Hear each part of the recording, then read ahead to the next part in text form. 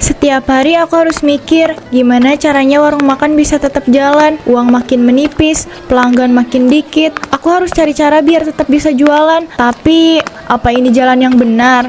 Rimbi, pas banget. Aku baru dapet stok baru, murah-murah, pas buat warung kamu. Murah gimana Pak Toto? Aku lagi butuh bahan banyak, tapi duit pas-pasan. Ini barang bagus, Rim. Cuma ya, ada beberapa yang udah deket tanggal kadaluarsa. Tapi tenang aja, masih aman kok, asal masaknya bener. Tapi, kalau pelanggan kenapa-napa gimana? Oh, kamu terlalu mikir. Orang mana ada yang sadar. Asal rasanya enak, ini kesempatan buat untung gede. Berapa harganya? Bisa aku kasih setengah harga dari bahan segar. Tapi jangan cerita ke siapa-siapa ya. Aku tahu ini salah, tapi aku nggak punya pilihan lain. Kalau aku nggak jualan, aku nggak punya uang. Dan kalau nggak punya uang, gimana aku bisa terus hidup? Ini Pak Toto uangnya. Kalau banyak orang yang seperti dia, barang-barang udah mau busuk bisa jadi duit nih. Masakan udah siap, toko buka, pelanggan mulai berdatangan. Tapi kenapa perasaan aku nggak tenang? Kamu masak apa, Bu? Kok baunya beda dari biasanya? Sayur lodeh sama ayam goreng, kayak biasa. Kenapa Pak? Sayurnya kok kayak udah lama. Dagingnya juga pucet banget. Aku beli dari pasar, murah harganya. Aku harus hemat Pak, pelanggan makin dikit pemasukan turun. Tapi kalau murah, jangan sampai kualitasnya jelek. Orang beli makanan kita bukan cuma karena harga, tapi juga karena rasa dan kebersihan. Coba sini tak icip. Kamu yakin ini aman? Aman, aku udah masak bener. Lagian pelanggan mana peduli, asal rasanya enak. Ya udah, aku kerja dulu ya. Udah ditungguin Pak Mandor nih. Jangan lupa, hati-hati ya.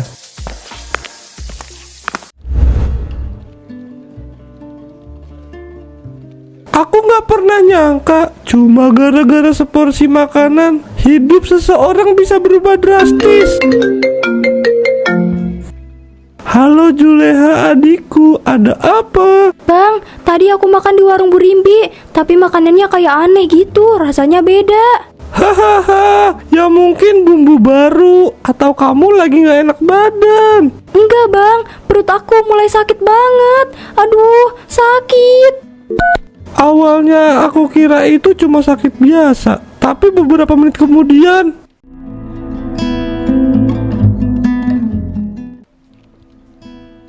apa yang terjadi sama adikku? Selamat siang, ini dari rumah sakit. Apakah benar ini saudara dari Juleha? Iya, saya Rehan, kakaknya. Ada apa? Adik Anda mengalami keracunan makanan. Kami butuh Anda segera datang ke rumah sakit. Baik-baik, saya segera ke sana. Saat itu aku nggak tahu siapa yang harus disalahkan. Aku harus cari tahu apa yang sebenarnya terjadi. Aku nggak pernah mikir bakal ngeliat adikku dalam keadaan kayak gini. Dia sehat-sehat aja tadi pagi, tapi sekarang, ya Tuhan, kenapa bisa jadi begini?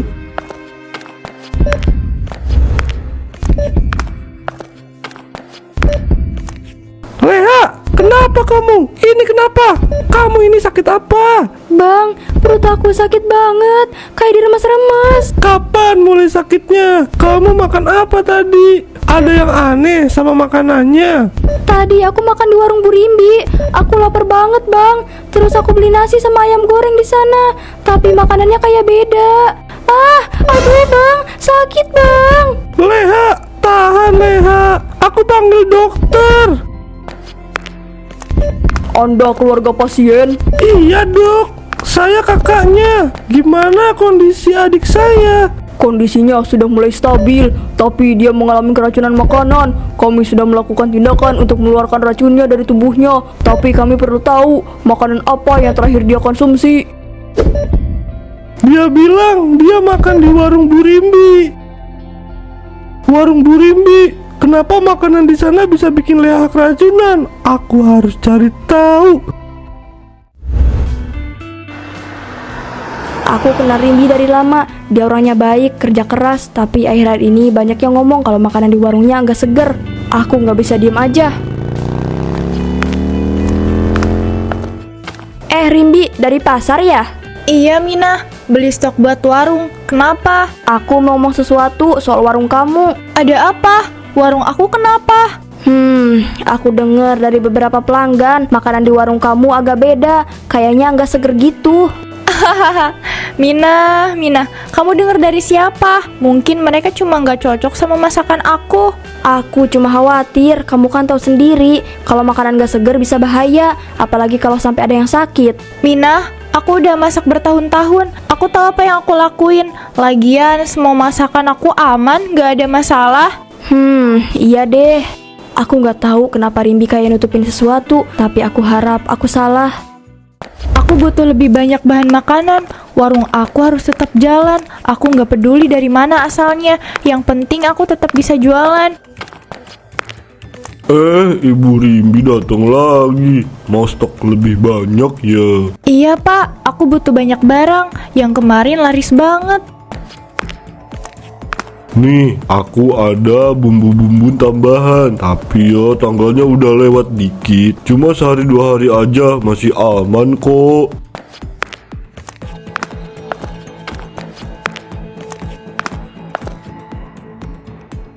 Pak Toto, ini aman kan? Hahaha, Bu Rimbi, dengerin aku. Orang gak akan sadar. Kamu tinggal masak aja yang bener. Kasih bumbu lebih banyak. Udah selesai, gak bakal kerasa. Ya udah deh, aku ambil semua. Aku udah terlalu jauh. Aku nggak bisa mundur sekarang. Aku nggak ngerti kenapa ibu berubah. Dulu dia selalu hati-hati soal makanan yang dia jual, tapi sekarang dia lebih peduli sama uang daripada pelanggan. Aku ngerasa ada yang nggak beres, tapi kalau aku ngomong aku takut malah kena masalah.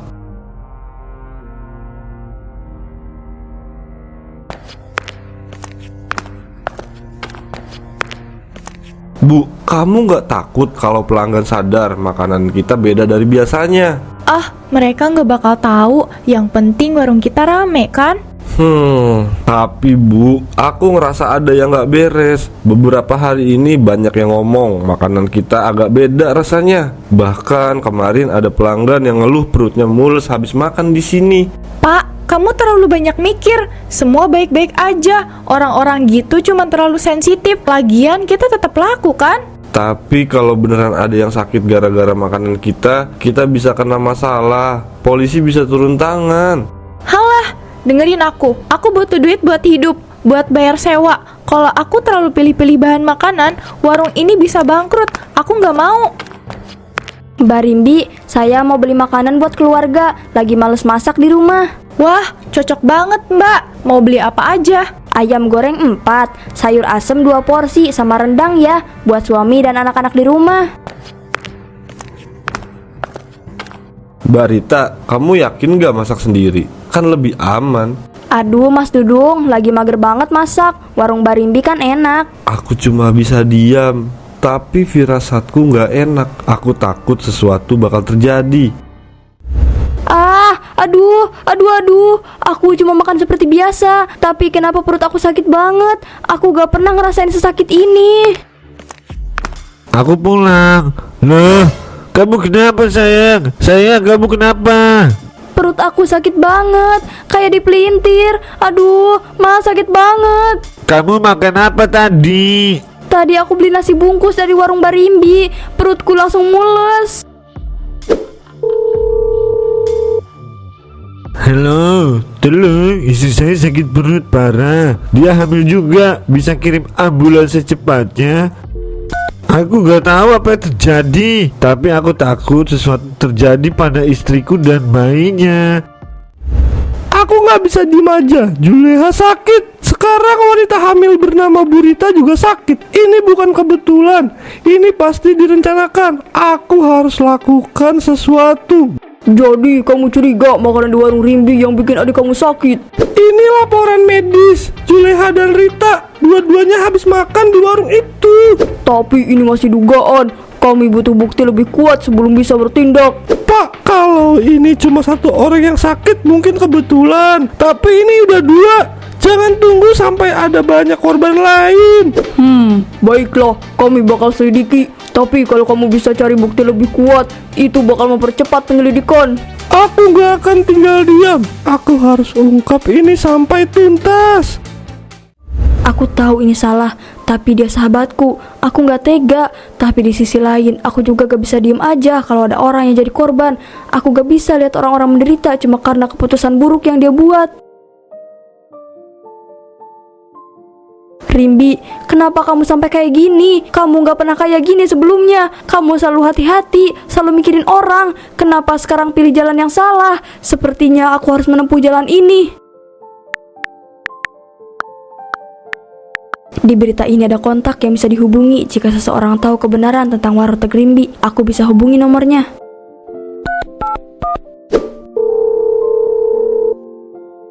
Halo, Mas Rehan ya? Yang dari berita itu, saya Minah, temannya Rimbi. Mbak Mina, ada apa Mbak? Kamu mau kasih informasi soal warung makan Bu Rimbi?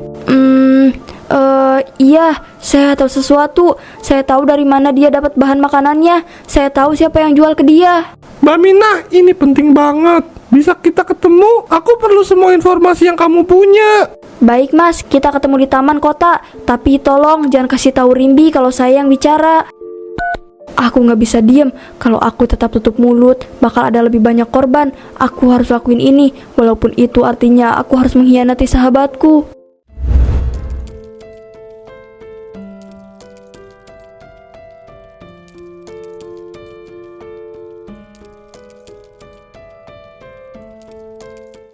Aku nggak nyangka semuanya bakal sampai ke titik ini. Kenapa polisi ada di sini? Siapa yang ngelaporin aku? Apa yang harus aku lakukan sekarang? Aku nggak bisa masuk penjara.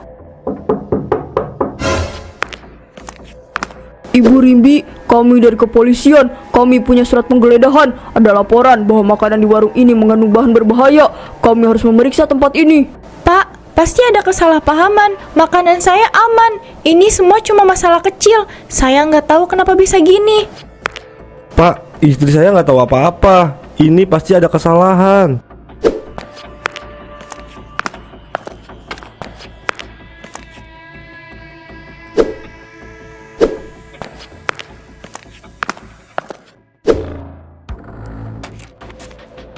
Ibu, ini apa? Ini semua sudah kadaluarsa. Ini sangat berbahaya dan bisa meracuni orang. Itu masih bisa dimakan, Pak. Saya cuma nggak mau buang-buang makanan. Makanan itu nggak berbahaya. Saya nggak punya pilihan lain. Jadi benar, selama ini kamu jual makanan kayak gini ke orang-orang, ke ibu hamil, ke anak-anak. Bu, kamu tahu apa yang kamu lakukan? Kamu udah nyakitin banyak orang. Kamu malah cari untung dari penderitaan orang lain. Maafin ibu, Pak. Maafin kalau ibu merahasiakan ini. Ibu Rimbi, Anda harus ikut kami untuk penyelidikan lebih lanjut. Ini sangat serius. Aku pikir aku cuma cari untung, tapi aku nggak sadar. Aku udah menghancurkan segalanya. Aku nggak tahu harus gimana lagi. Hidupku hancur, warungku hilang, keluargaku pergi, sahabatku berpaling. Apa semua ini sebanding sama uang yang aku kejar? Kalau aku tahu bakal jadi kayak gini, aku nggak bakal pernah buat keputusan sebodoh ini.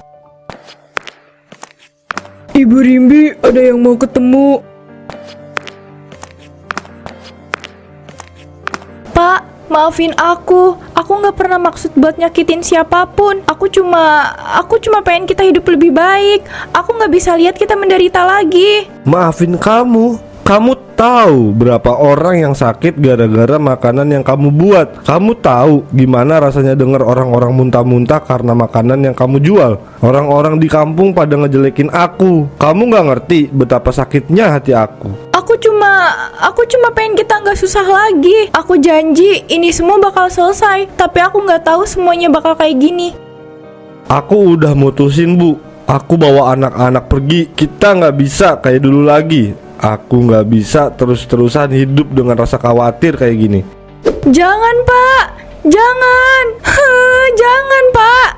Aku pikir aku bisa dapat hidup lebih baik, tapi aku malah kehilangan semuanya. Kehilangan keluarga, kehilangan sahabat, kehilangan segalanya. Semua ini salahku.